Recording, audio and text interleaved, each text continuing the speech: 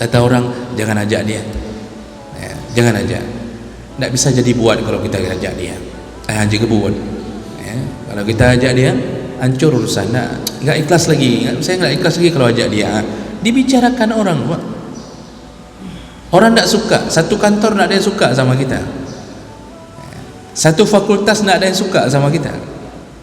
Satu tetangga, satu RT itu tak ada yang suka. Kenapa? Asal sudah ngumpul selalu orang yang hina. Yang lain kumpul uang untuk bakar-bakar ikan. Ayo 20.000 bakar. Ni orang datang banyak makan lalu tak cuci piring. Kan kurang ajar betul. Kenapa? Ini Pak, hati ini tidak lagi mulia. Tak ada lagi izzah, kemuliaan, keagungan di hati.